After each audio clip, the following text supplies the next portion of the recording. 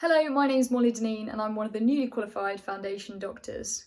I've recently completed my interim foundation post at the Royal Cornwall Hospital in Truro. I graduated from the University of Exeter back in April, 3 months earlier than expected, and have therefore completed 3 months now working as an interim foundation doctor. I've been working on the acute medical unit in a role that looks very similar to what it would have been as a foundation doctor. I've been reviewing patients, ordering tests, reviewing test results, and just supporting the wider team to relieve as much pressure as I can from the more senior doctors. Although this was a huge learning curve, and I feel like I was thrown in the deep end a little bit, I do feel like this has been a really valuable experience, and I'm much more prepared now to start work as a foundation doctor in August. I just wanted to share a few of the things that I've learned in order to help those that may feel a little less confident to start work, or those that haven't had the experience of the interim foundation placements. The first thing that I've learned is certainly to ask questions. I went in with a huge amount of uncertainty, not just about COVID-19, but about starting work as a doctor, about my roles and responsibilities and about the systems.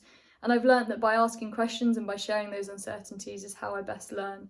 It's so important to share what we don't know with others in order to learn from them in order to learn as quickly as possible.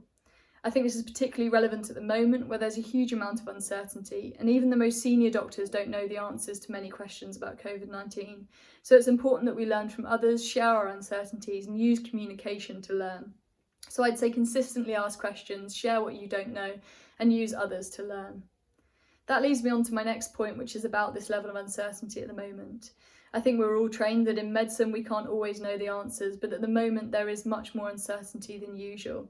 And so I'd say that one of the most important things I learned was to tolerate some level of ambiguity, to be happy with the fact that we don't know the answers, and to just be more comfortable with a certain level of uncertainty that there is at the moment. So if you can prepare for that, you'll be in a much better position and a much more comfortable position.